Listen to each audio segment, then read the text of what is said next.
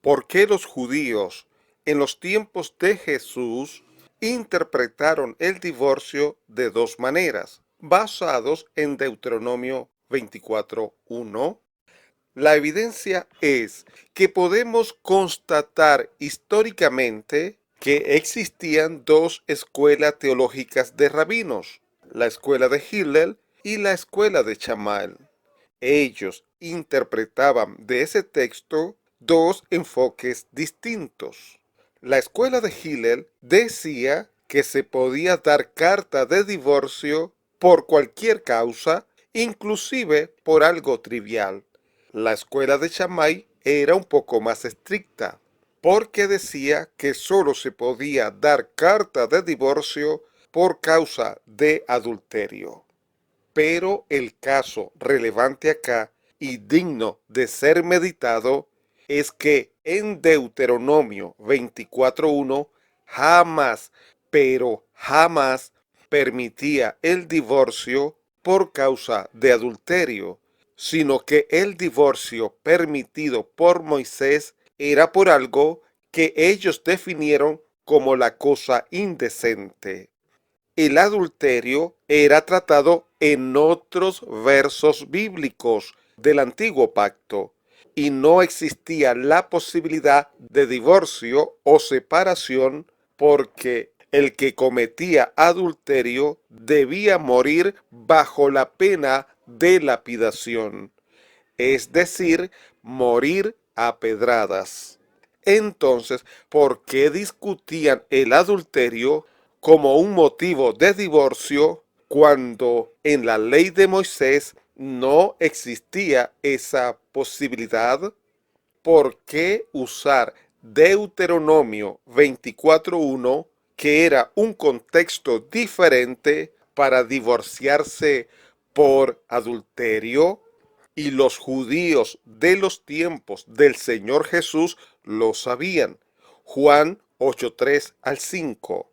Entonces los escribas y los fariseos le trajeron una mujer sorprendida en adulterio y poniéndola en medio le dijeron: Maestro, esta mujer ha sido sorprendida en el acto mismo de adulterio, y en la ley nos mandó Moisés a apedrear a tales mujeres.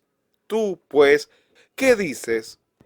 Definitivamente no era ignorancia, porque Juan 8:3 al 5 nos demuestra que estaban conscientes del mandamiento contra el adulterio. La respuesta la encontramos en el contexto extralingüístico y no en el contexto lingüístico.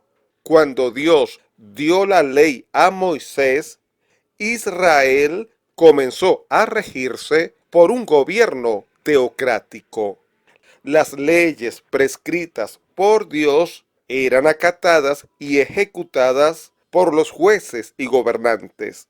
Todo gobernante que era erigido en Israel sabía que era para cumplir y hacer cumplir las ordenanzas de la ley.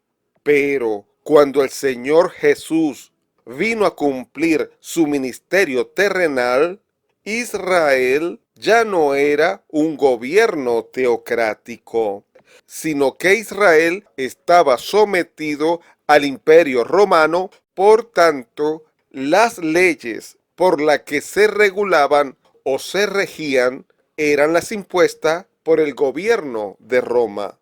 A los judíos se les prohibió impartir la condena de muerte.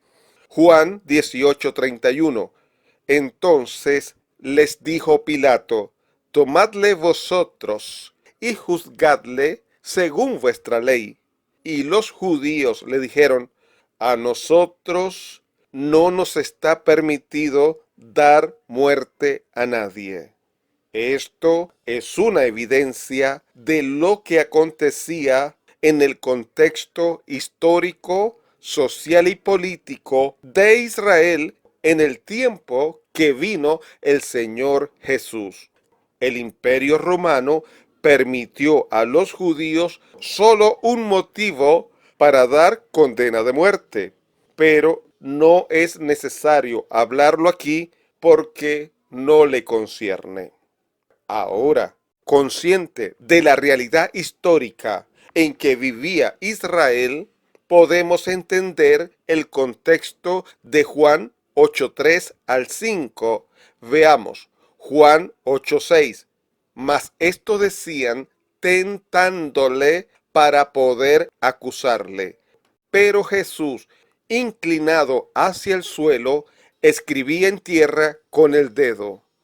Cuando le trajeron a la mujer adúltera al Señor Jesús, lo hicieron para tentarle, porque si decía que no se debía apedrear, contradecía a Moisés, y él no vino para abrogar la ley, sino para cumplirla.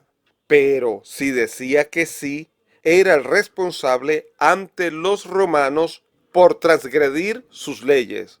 Es por eso que respondió Juan 8:7, y como insistiera en preguntarle, se enderezó y les dijo: el que de vosotros esté sin pecado, sea el primero en arrojar la piedra contra ella. Así no contradijo a Moisés y tampoco contradijo las leyes terrenales. Conocemos cuál fue el proceder de los judíos, Juan 8:9. Pero ellos, al oír esto, acusados por su conciencia, salían uno a uno, comenzando desde los más viejos hasta los postreros, y quedó solo Jesús y la mujer que estaba en medio. Esa acusación en la conciencia puede ser porque no llevaron a la pareja, es decir, también al varón, para que recibiera el mismo castigo.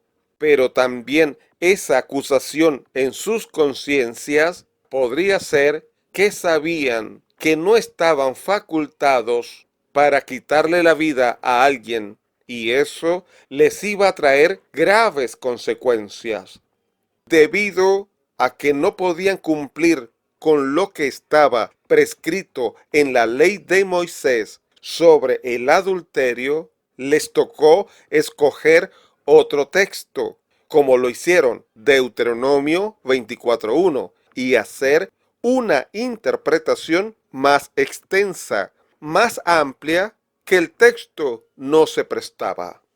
Es decir, lo descontextualizaron. Usaron ese pasaje para justificar el divorcio por adulterio. El título del mensaje: Melvin Bonilla e Isaías Gutiérrez: el divorcio en la ley jamás fue por adulterio. ¿Y quién les habló? Su amigo Omar Duareb.